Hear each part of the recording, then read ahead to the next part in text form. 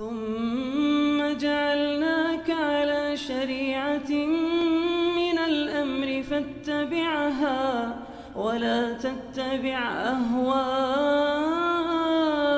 الذين لا يعلمون. Maka dari itu senantiasa kami ingatkan melalui pengeras suara ini kepada saudara-saudara kami pasien dan keluarga pasien agar senantiasa menjaga salatnya, karena salat adalah sebuah ibadah. Tidak ada kondisi seorang muslim boleh meninggalkannya kecuali kalau dia seorang wanita yang sedang haid atau nifas. Selain haid dan nifas tidak ada alasan dalam Islam boleh meninggalkan salat.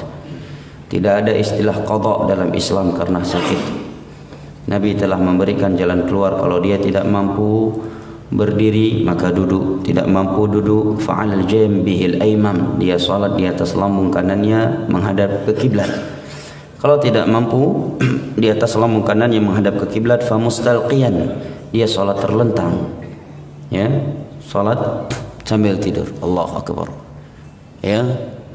Allahumma baini wa baina khata' istiftah. Kemudian a'udzubillahi minasyaitonir rajim, bismillahirrahmanirrahim, al-fatihah. Kemudian surat, dia tetap tidur, dia niat ini sedang melirik, kemudian Allahu akbar, subhana rabbil azim, subhana rabbil sami Allahu liman hamidah, dia tetap tidur. Kalau dia tidak mampu berwudu maka bertayamum, ya, sekali, tidak sampai ke siku. Tidak benar tayamum yang seperti itu. Yang sesuai dengan Al-Quran dan hadis hanya sampai di telapak tangan, hanya sekali, tidak sampai 3 kali. Dalam Sahih Bukhari dan Muslim, darbatan wahidah, hanya sebanyak sekali.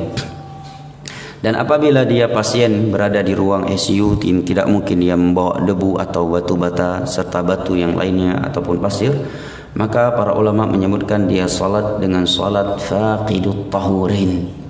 Salat seorang yang tidak mungkin berwudu dan tidak mungkin bertayamum, salat tetap wajib baginya. Seorang pasien wajib salat sekalipun 24 jam air besar dan air kecilnya keluar dari tubuhnya. Ya, dia salat sesuai dengan kemampuannya, kecuali dia sedang haid atau nifas. Hanya itu dalam Islam alasan boleh meninggalkan salat. Ya. Dan Al-Imam Ibn Al-Qayyim menyatakan dalam kitabnya As-Salah, di muqaddimah kitabnya tersebut, menyebutkan bahawa seluruh ulama Islam sepakat bahawa dosa meninggalkan salat lebih besar daripada dosa zina, daripada dosa membunuh, dari dosa judi, dari dosa merampok, dari dosa makan riba. Tentunya seorang yang sedang sakit tidak akan mungkin dia ingin berzina, ingin membunuh, ingin berjudi. Tetapi kenapa dia mau meninggalkan salat? Yang mana dosa meninggalkan salat lebih besar daripada dosa zina, homoseks, membunuh, judi, bandar narkoba. Dalam Islam, orang yang meninggalkan salat itu lebih bejat, lebih buruk daripada bandar narkoba. Orang yang meninggalkan salat di dalam Islam lebih buruk daripada homoseksual. Orang yang meninggalkan salat di dalam Islam lebih buruk daripada penzina. Orang yang meninggalkan salat di dalam Islam lebih buruk daripada penjudi. Tetapi salat. Nah, maka kami nasihati agar pasien dan keluarga pasien benar-benar memperhatikan salat, karena Allah yang telah menurunkan penyakit tersebut, dan dialah yang akan mengangkatnya, serta dialah yang telah mewajibkan salat. Bagaimana kita mengharapkan kesembuhan dari Allah Jalla wa'ala sedangkan perintah-perintahnya kita abaikan, larangan-larangannya kita langgar? Kepada manusia saja itu sesuatu yang tidak etis, lalu bagaimana lagi dengan Allah Jalla wa'ala? Nah, karena rumah sakit semestinya adalah tempat yang paling mengingatkan seorang kepada kematian. Rumah sakit adalah tempat yang mestinya seorang lebih taat daripada di luar rumah sakit, karena setiap hari ada orang yang mati di situ. Dan kata para ulama, al-maradu akhul maut, karena yang namanya kesakit itu adalah saudara kematian.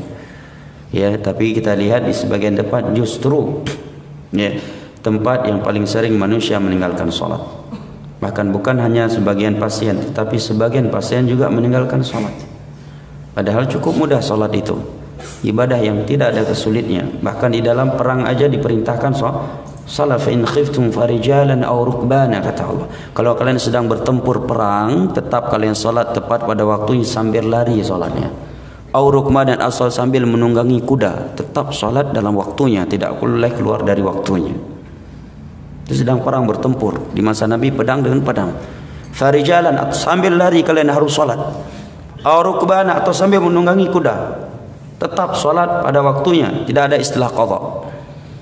Tidak pernah dikenal dalam Islam qadha salat.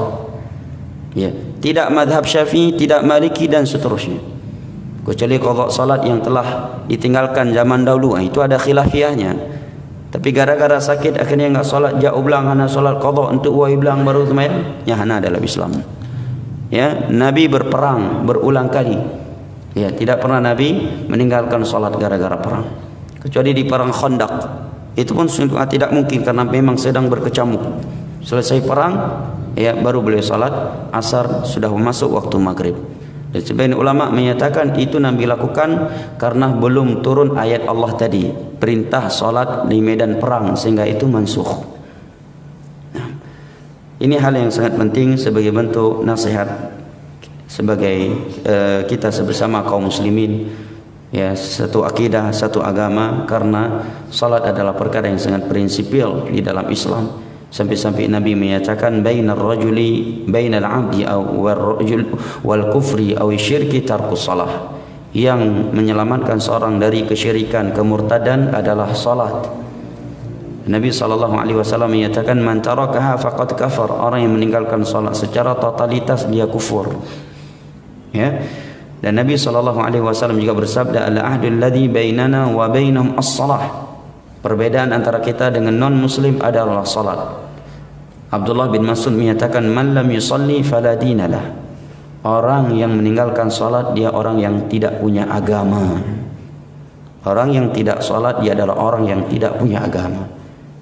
Nah, ini masalah salat jamaah yang dimuliakan Allah, agar benar-benar diperhatikan. Kalau dia musafir, dia pasien dari luar Banda Aceh, melabuh atau mana, maka dia boleh jamak qasar.